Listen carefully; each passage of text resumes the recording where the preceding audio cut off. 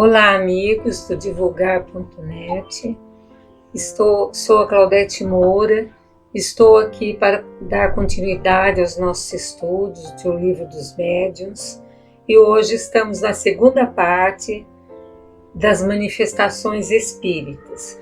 No capítulo 2, nós vamos falar das manifestações físicas e das mesas girantes. Vamos falar o que são manifestações físicas. São aquelas que se traduzem por efeitos sensíveis, ruídos, movimentos, deslocação de corpos sólidos. Então, essas são as manifestações físicas. Elas podem ser espontâneas ou provocadas. As espontâneas independem da vontade humana. Elas apenas acontecem. E as provocadas, nós temos como exemplo das mesas girantes. É um efeito simples e um dos primeiros a ser observado foi um movimento circular numa mesa. Então vamos explicar que tipo de mesa. Era uma mesa pequena, tipo uma mesa de centro, onde as pessoas sentavam em volta e colocavam as mãos. Então, esse movimento, e a mesa se movia, a mesa circulava, fazia movimentos, rodava, às vezes suspendia. Então, esse fenômeno, ele entreteve a sociedade parisiense por algum tempo. Era show, era circo. As pessoas iam, pagavam ingresso para ver as mesas girarem. Mas depois, como toda coisa é moda, cansa. Então, cansou e as pessoas que se dedicavam a essas distrações foram buscar outro tipo de distrações. Para aquelas pessoas frívolas, simplesmente a moda passou. Não se importaram mais, não questionaram o que acontecia. Mas para os sérios e observadores, eles se ocuparam das consequências muito mais importantes que resultaram de tudo isso. De qualquer forma, foram o ponto de partida para a doutrina espírita, essas mesas que se moviam. Como que se dava esse fenômeno? O que precisava para produzir esse fenômeno? Kardec fala, é necessária a participação de uma ou mais pessoas dotadas de aptidão especial. Do que ele está falando? De médiums. Porque o médium, ele é o intermediário entre o mundo espiritual e o mundo material. Ele tem essa aptidão especial. E para esses efeitos, essas manifestações físicas, é um tipo de mediunidade apropriada a produzirem esses efeitos. Então, as pessoas que têm mediunidade nula, ou seja, segundo Kardec, todos nós somos médios. De alguma forma, a gente tem uma intuição, a gente entrevê alguma coisa, tem alguma percepção, ouve alguma coisa de vez em quando, mas ele está falando de mediunidade nula, aquela mediunidade ostensiva que a pessoa se torna o intérprete do espírito.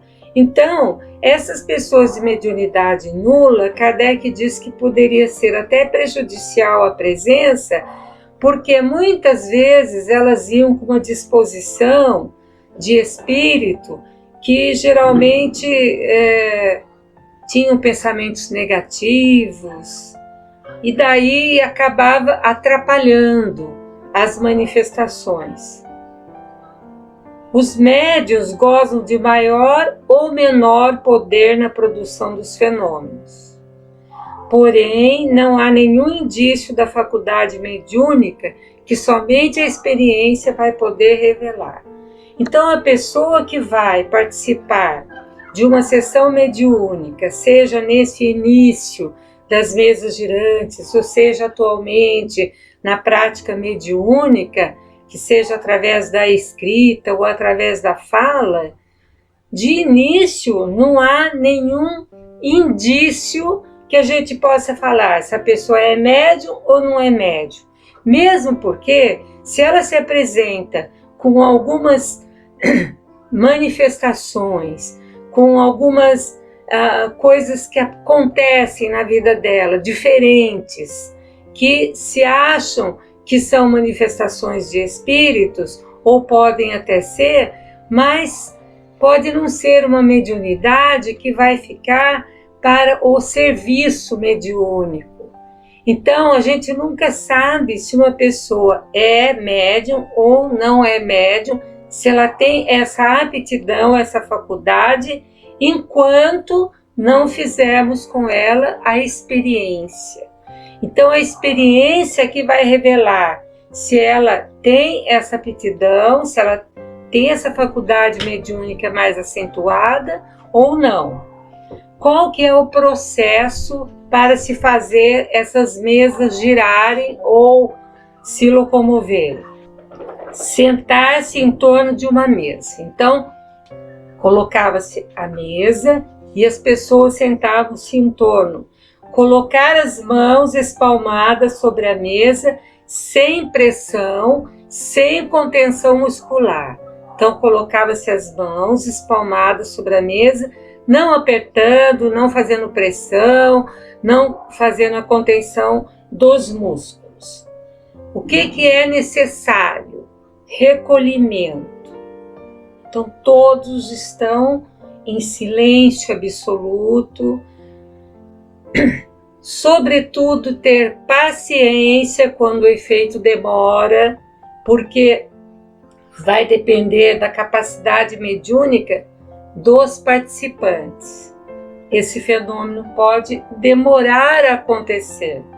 Às vezes ele pode rapidamente acontecer, às vezes ele pode levar meia hora, às vezes ele pode levar até 1 hora, e as pessoas têm que estarem ali com as mãos espalmadas, no recolhimento, no silêncio absoluto, com muita paciência, até que aconteça então o fenômeno.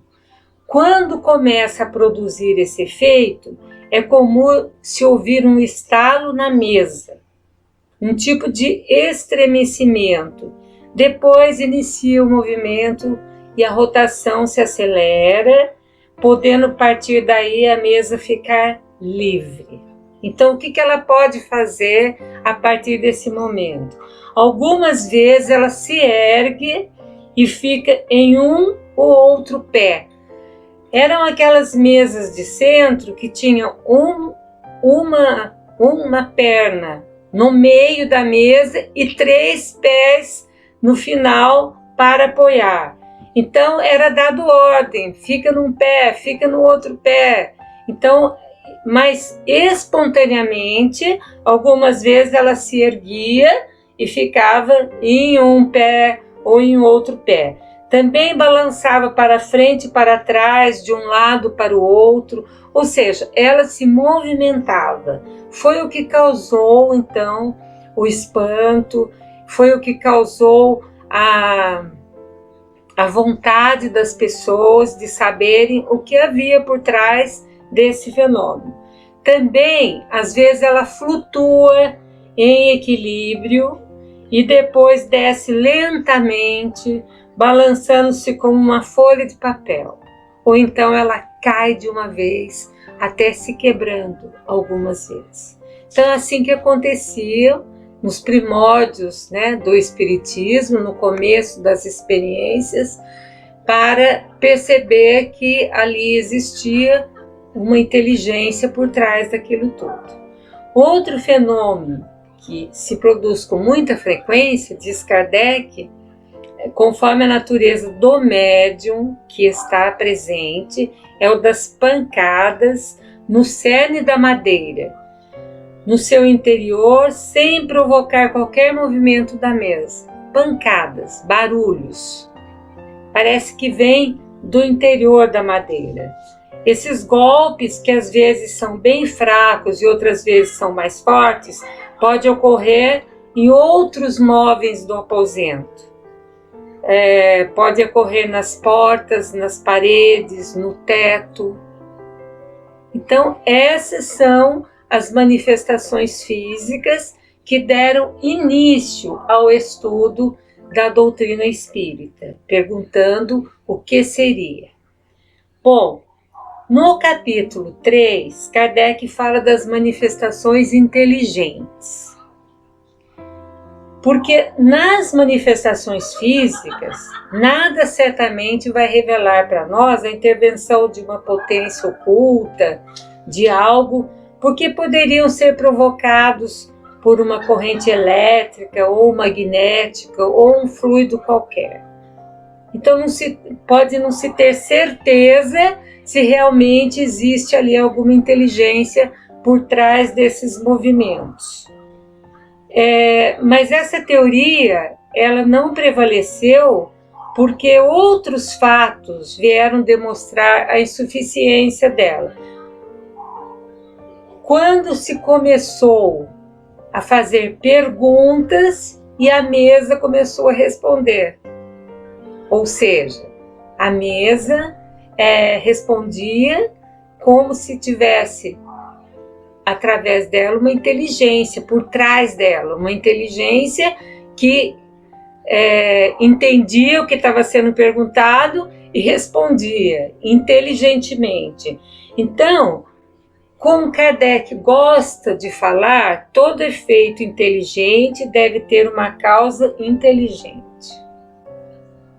Por trás daquelas respostas, existia uma causa inteligente. Que causa seria essa? Mais tarde viemos saber que eles mesmos se denominaram espíritos. Mas então tornou-se evidente que não era a ação da eletricidade ou de qualquer outro fluido, mas era uma presença, havia uma presença de uma outra causa. Para que uma manifestação seja inteligente, basta ser um ato livre. Tem que ser livre, liberdade, espontâneo. E tem que ser também voluntário. E era como acontecia. Revelando uma intenção nas respostas ou correspondendo a um pensamento. Trazendo uma ideia que correspondia a um pensamento. Bom, qual foi o primeiro efeito inteligente que se observou? A mesa obedecia a ordens dadas. Se fosse um fluido elétrico ou magnético, ou uma corrente elétrica qualquer, ela não iria obedecer ordem, porque ela ia fazer se acontecer espontaneamente. Então ela obedecia ordens. Sem mudar de lugar, ela se erguia sobre os pés que lhes eram indicados. Então quem comandava? Ergue sobre o pé, tal pé, este pé. Ela obedecia a ordem. Agora você vai se erguer sobre este outro pé. Dava determinado número de pancadas para responder uma pergunta. Estabelecia sim ou não? Sim, uma pancada. Não, 2 pancadas. E ela respondia. Quer dizer, então, que ela mostrava um efeito inteligente por trás dessas respostas. Passeava sozinha pelo aposento, independente de alguém estar ali, falando alguma coisa. Por pancadas ou estalidos, imitava rufar de tambores, da fuzilaria, barulho de serra, batidas de martelo, etc. Então, vejam bem, não era algo que se podia descartar que por trás de tudo aquilo havia um efeito inteligente. Bom, o que se estabeleceu? Um sistema de pancadas correspondente às letras do alfabeto para formar palavras e frases, porém era um meio muito moroso. Então, no começo, nós vemos as dificuldades que esses pioneiros da doutrina espírita enfrentaram, porque era muito difícil, era moroso, era muito devagar.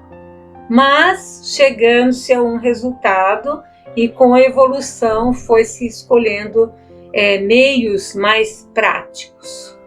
Bom, hoje é só, nós ficamos por aqui agradecendo muito a atenção de todos e que nós possamos estar sempre juntos estudando a doutrina dos Espíritos. Claudete Moura para o divulgar.net.